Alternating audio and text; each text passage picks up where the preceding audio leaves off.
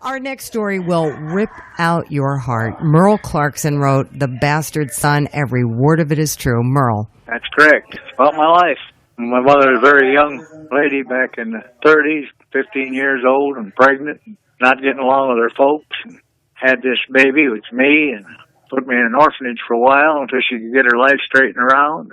Then she married this man to get me out of the institution, and of course he hated my guts. He didn't like it at all, one bit. He didn't want me anywhere in the picture or around, and it was pretty rough being with him while I was growing up. We sort of tolerated each other and got away from each other, but a lot of events happened in between there that were pretty devastating.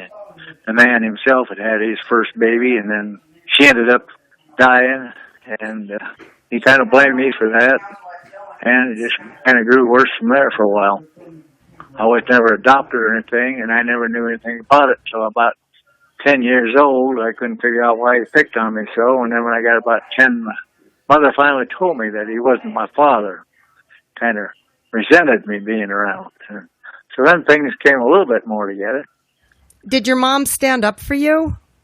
Yes, she did. Yes, she did. He used to call me some terrible names and stuff, and she'd try to stop him. He was quite a drinker, and of course, when he would get to drinking, these things and events would take place, and she would do her best to try and stop it. Do you talk about how this shaped your life?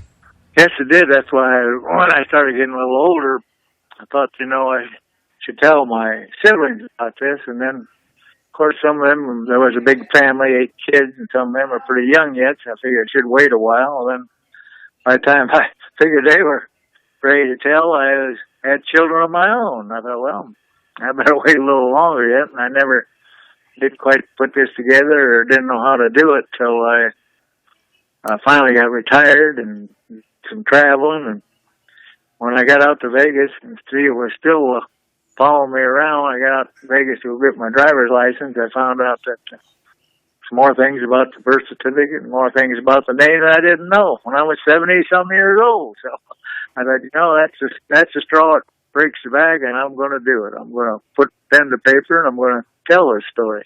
I just thought to myself that when I took myself out of the equation that, this is one mighty fine story, and I'm going to write it. So I did. Did it make you a better husband and father, do you think, your experience? I believe it did, because I seen things in life that I knew darn well that I wasn't going to do. As far as the drinking and the cruelness stuff, I knew darn well I was not going to be like that. I had some half-brothers that sort of followed in the man's footsteps, but then that's a different story, too.